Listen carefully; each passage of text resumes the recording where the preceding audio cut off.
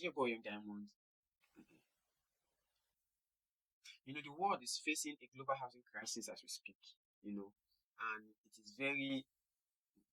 it is getting worse and it will get worse by the day because in certain regions have its own certain perspectives when it comes to housing. And this in general has led to so many housing crises that we see today going on in the world. Now, in some certain regions, they tell you the little you can buy an apartment, buy an existing apartment, refurbish it, make it beautiful to your own taste. Now, in some certain regions, the tendency of you buying an apartment is there. So that way you have to build from scratch. Now, these regions has their own various perspectives when it comes to housing, and which has led to some housing crisis. And also, so many motivational speakers who call themselves financial experts have also contributed to this housing crisis. Now, let's give some examples of these issues on ground.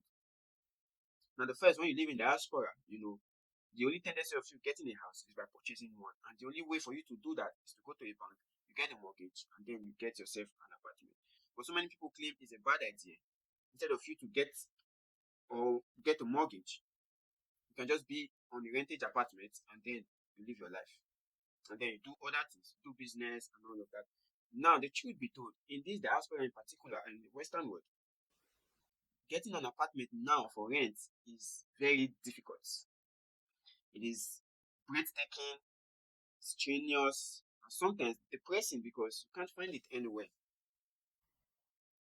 So, motivational speakers, financial experts who are telling you that, oh, you don't need to get a mortgage, probably they should give you ways or where you can get an apartment to rent and then you pay your rentage. So, the demand for housing has gone up, but the housing in particular are few. Now, if you take the developed nations, you discover that they don't even engage in low-cost housing anymore. They don't build houses the way they do in some other climes. And even when they build, it will be outrageous when you discover the amount they charge for rentage per month. So due to the high demand, the prices have gone up. So a simple question, now that the prices has gone up, what will these financial experts say about it? Whereby, oh, don't get a mortgage, you become a slave to the bank, you are doing this, it's not yours and all of that. But when you are staying in a rented apartment, the money you are paying is crazy. Now, for the real estate gurus in these developed nations that are building apartments, putting it out for rent, in most cases, they are putting it out for sale, not for rent anyway. But peradventure, someone buys it or purchases from those real estate and decide to put it out for rent, you discover that you won't even be able to pay for it. Or when you are paying, you pay through your nose. That's the reality on ground. So when motivational speakers and real financial experts that keeps telling you, oh, you don't have to get a mortgage, ask them, get me an apartment that is worth the same value of that mortgage and tell me the price. I'll pay for it every month. Because they are not constructing houses for rent anymore. So which is why the demand is outrageous. It's crazy. It's heart-bogging. Because so many people need an apartment. Just because the supply is limited, then everyone has to start, rationing, living together, just, to live.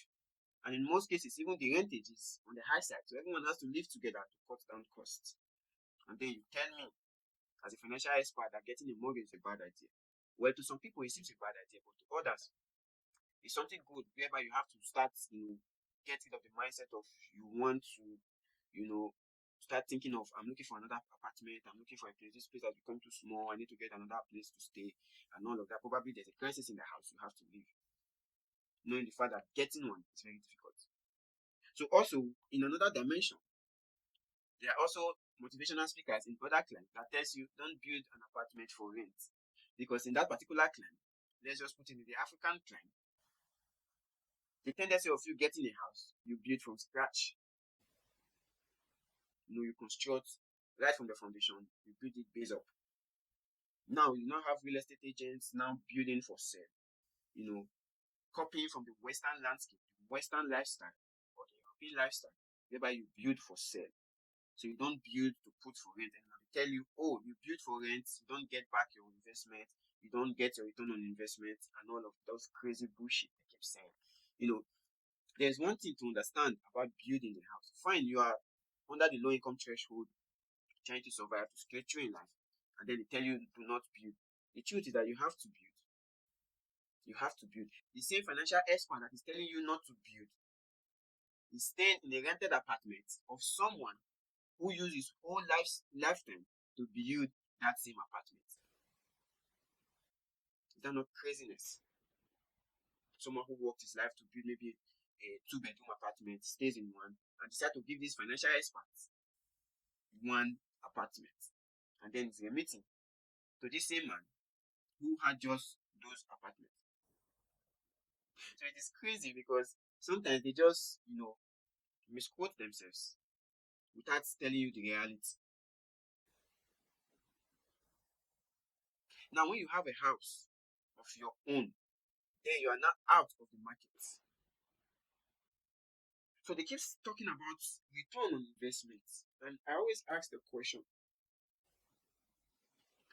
is it all businesses you indulge into that you get a return on investment in your lifetime?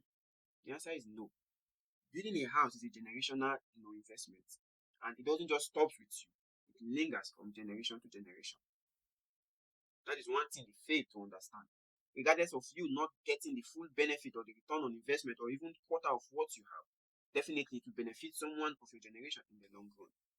And one thing again to note is that, when you build a house, or when you are in the verge of building, there's one thing they fail to understand is that you have the capital as at that particular time.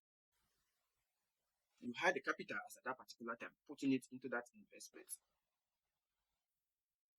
Now there comes a time when that same capital you had then, in few years down the line, might deteriorate.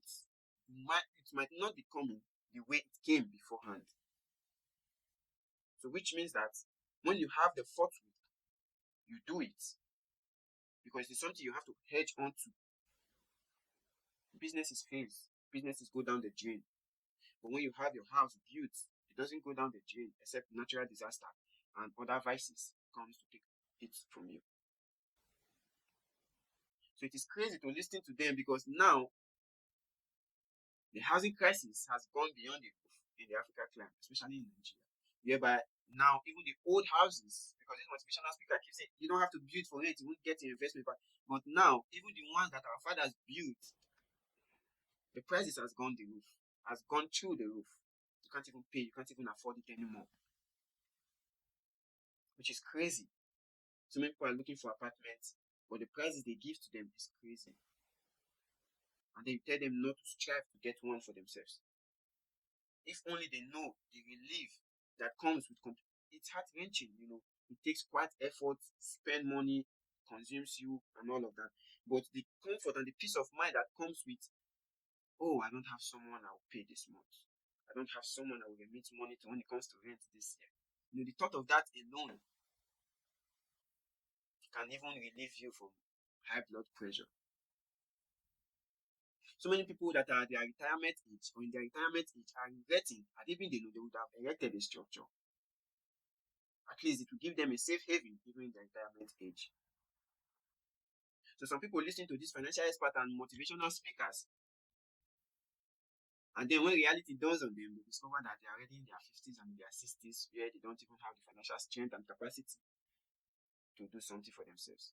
So it's just a quick reminder that not everything financial experts say are the truth. When it comes to housing, it is never a waste. Whether you get your return on investment now or not, it is an investment or a generational investment that shouldn't be taken for granted. So many people now are renting houses that were built 50 years ago. So many people are renting houses now that were built 20 years ago. So many people are renting houses that were built 10 years ago. But so many people cannot afford the house that was built this year. Neither can some people afford the house that was built last year. So the baseline still remains. It is not a bad thing to build. Even if that's the only thing you can do in your lifetime. It is something to be applauded over. I rest my case.